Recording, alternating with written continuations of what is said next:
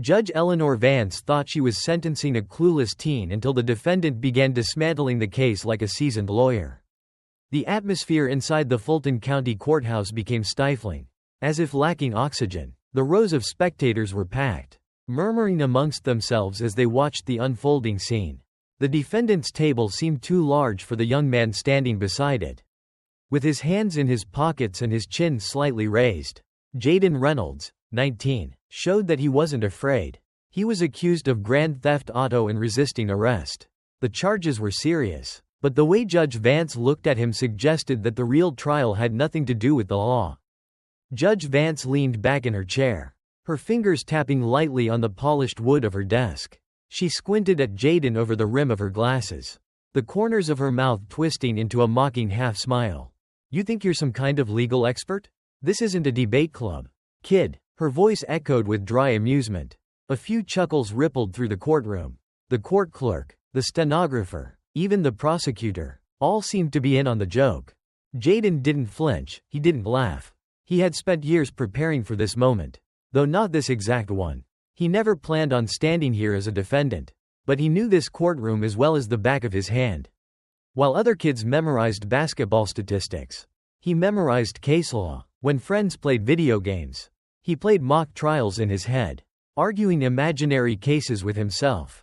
His mother, Evelyn Reynolds, had worked as a paralegal for over 20 years. Jaden grew up listening to the stories she brought home, how prosecutors cut corners, how judges played favorites, how some defense attorneys barely tried. He absorbed everything. By the time he was 14, he could break down a trial better than most law students. But all of that meant nothing to Judge Vance. To her, Jaden was just another kid in trouble. "Let's make this quick," the judge sighed, flipping open the case file. "I have a golf game at 2. The audience chuckled again, but this time something had shifted. The corners of Jaden's lips curled into a faint, almost imperceptible smile, because Judge Vance had just made her first mistake. But the courtroom hadn't noticed it yet. The prosecutor, Mr. Marcus Bell, stood up with the air of a man who had already won. His suit was crisp, his tie perfectly knotted, and his voice carried the rehearsed confidence of someone who had delivered the same speech hundreds of times before. "Your Honor, the prosecution will prove beyond a shadow of a doubt that the defendant Jaden Reynolds was caught red-handed in a stolen vehicle. A 2021 BMW 7 Series. Reported missing just hours before his arrest. Officers pursued him through downtown, where he allegedly attempted to flee before being apprehended. His fingerprints were found on the steering wheel. The prosecution submits that the evidence speaks for itself." The words landed with weight. The crowd in the courtroom stirred, whispering amongst themselves. On the surface, it sounded damning. A stolen car. A chase. Fleeing. Judge Vance glanced at Jaden over the rim of her glasses, then turned back to Mr. Bell. "Go on." The prosecutor walked towards the jury box, his polished shoes clicking against the floor. "The defense may try to convince you that this was all a misunderstanding. That Mr. Reynolds is some unfortunate victim of circumstance." He turned, locking eyes with Jaden for the first time. "But let's be honest, what kind of victim runs from the police?" The tension in the room heightened.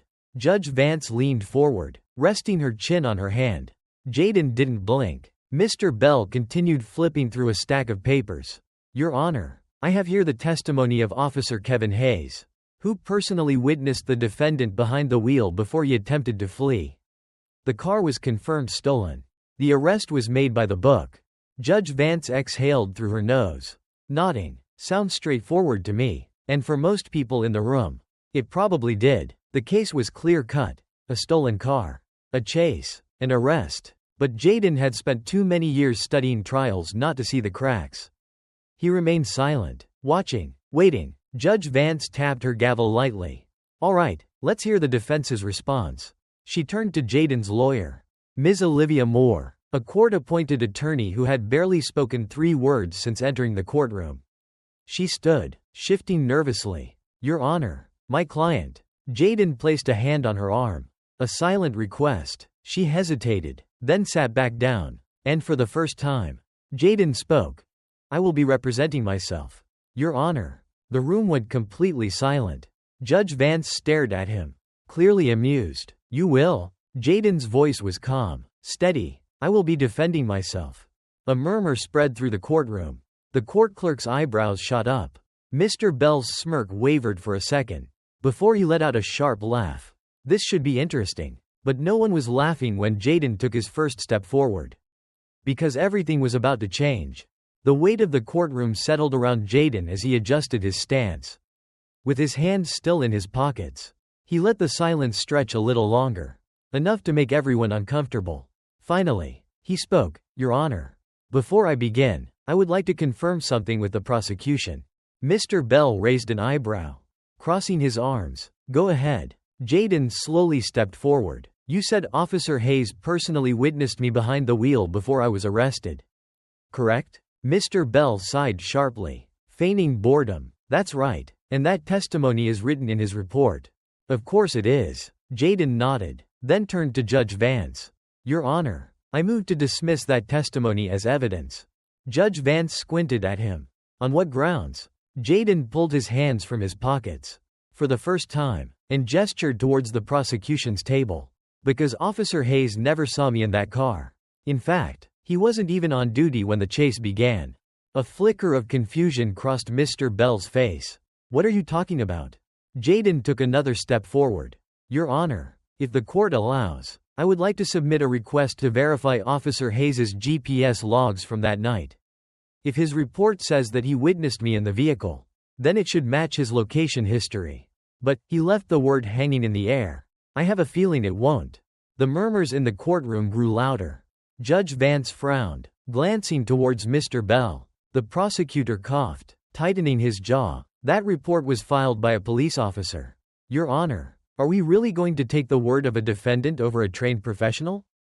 Jaden shrugged casually. "If the officer was where he claims to have been, then the GPS data will prove it.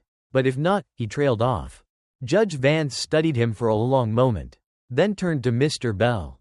"Does the prosecution have any issue with verifying the officer's GPS logs?"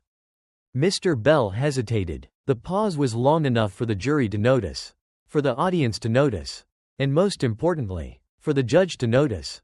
Jaden took a quiet breath. He had spent years watching trials, studying prosecutors, their tactics, how they played the system. And there was one thing he knew without a doubt. If Mr. Bell was confident in his case, he wouldn't be stalling. Judge Vance sighed, rubbing her temples. "Mr. Bell?" Finally, Mr. Bell shook his head. "No objections, Your Honor." But the shift had already begun. For the first time, the courtroom wasn't laughing anymore. The courtroom was silent, but the tension was loud.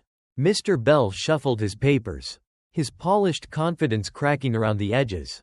"Your Honor, while we wait for the GPS records, the fact remains that the defendant's fingerprints were found on the steering wheel of the stolen vehicle." Jaden gave a small nod, his face unreadable. "That's true." He stepped forward. "But let's talk about that evidence for a second." Judge Vance raised an eyebrow, gesturing for him to continue. Jaden turned to the jury, making eye contact with each one of them. "The prosecution wants you to believe that finding my fingerprints in a car means I stole it. That's the story they're selling. But let's think about this logically." He took a deep breath, his tone remaining calm and controlled. "Let's say you walk into a department store and try on a jacket. You put your hands in the pockets, maybe zip it up, then put it back on the rack and walk out. A few hours later, someone shoplifts that jacket. Would the fact that your fingerprints are on it mean that you stole it?" A few jurors exchanged glances. Someone in the gallery muttered something under their breath. Jaden didn't give them time to recover. The car in question was parked outside a 7-Eleven a few hours before the alleged theft. "I was inside that store with 3 friends. And yes, when we walked past the car, I leaned against it. I even opened the door because it was unlocked. I didn't think much of it. I didn't take the car. I didn't drive it. I didn't steal anything from inside. Just a dumb moment of curiosity." He let that sit for a second. Then, in a voice that cut through the silence like a scalpel, he asked, "Does touching something make you a criminal?" Mr. Bell coughed, flipping through his notes, searching for something, anything, to regain control. Jaden wasn't finished. "And while we're on the topic, let's talk about how that fingerprint analysis was done." He turned to Judge Vance. "Your Honor, was the forensic specialist from this case subpoenaed to testify?" Judge Vance blinked, caught off guard by the question. She glanced at Mr. Bell. The prosecutor hesitated, then reluctantly said, "No." Jayden's lips pressed together. "So let me get this straight. The state is using forensic evidence to try and convict me. But they didn't think it was necessary to bring in the actual specialist who processed that evidence. No chance for me to cross-examine, ask about the chain of custody, or challenge the accuracy of the analysis?" Mr. Bell's jaw tightened. Jayden nodded, as if that was all he needed to hear. "Interesting." Judge Vance sighed, pinching the bridge of her nose. It was the look of a man realizing that this case was not the easy win she had assumed it would be. But Jayden wasn't done yet, because the next thing he was about to say would change everything. Jayden slowly stepped forward, his voice steady but firm. "Your Honor, I'd like to enter into evidence an official statement from the owner of the vehicle." Judge Vance frowned. "The owner?" Jayden nodded. "Yes, Mr. Robert Sterling, the registered owner of the stolen BMW, provided a statement to the police that, for some reason, was never submitted in the prosecution's filings. And I think I know why." He turned to Mr. Bell. "Do you recall what Mr. Sterling told officers the night his car was reported stolen?" Mr. Bell's jaw clenched. He knew exactly what was coming. Jayden didn't wait for him to answer. Instead, he pulled out a printed transcript from his file and read aloud.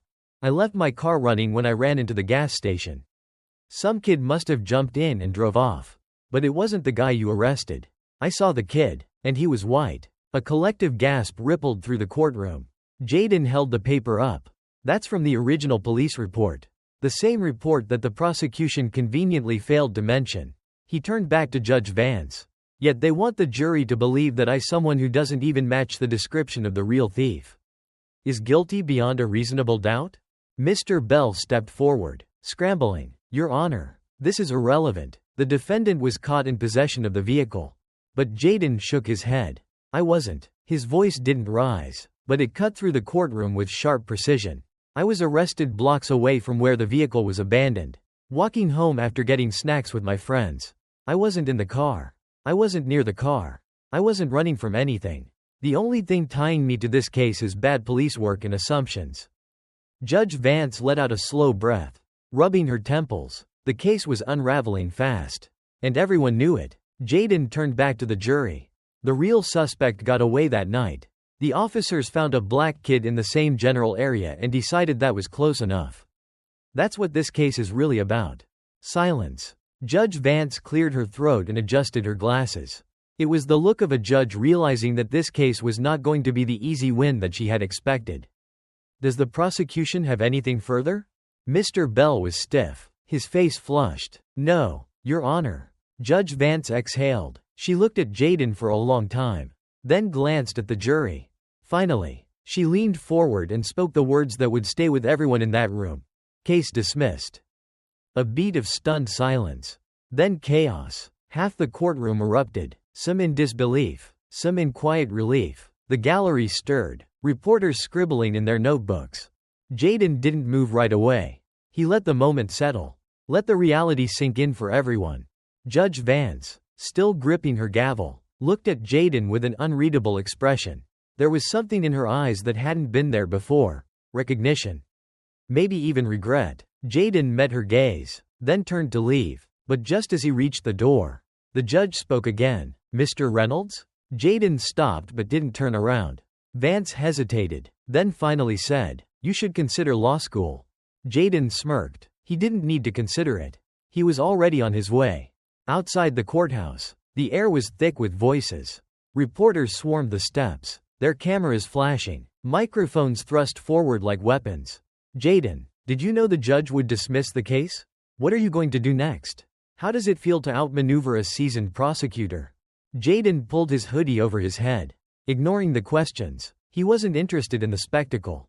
This wasn't about proving how smart he was, but about something bigger. His mother, Evelyn, was waiting for him at the bottom of the steps, her arms crossed, her face unreadable. For a long moment, she just looked at him. Then finally, she shook her head and let out a breath. "Boy, you scared me half to death." Jayden chuckled, scratching the back of his head. "Had to take a risk." "Ma." She stared at him a second longer, then pulled him into a tight hug. "You always were the stubborn one." The cameras kept flashing, but But Jaden wasn't paying attention to them anymore. Across the street, standing by his car, Judge Vance watched. His posture was different now. The arrogance was gone. His expression wasn't amused anymore, it was something else. Something closer to reflection. He hadn't expected this case to be anything more than routine. Just another day, another defendant, another guilty plea. But now he knew he'd remember this one. Because Jaden had done something most people never could. He made the system look at itself. And for once, it blinked first. Here's the lesson we should learn. How many other cases had gone this way? How many people had been convicted? Not because of evidence but because of bias, shortcuts, and a system that cared more about closing cases than finding the truth? Jaden had the knowledge to fight back. But what about those who didn't?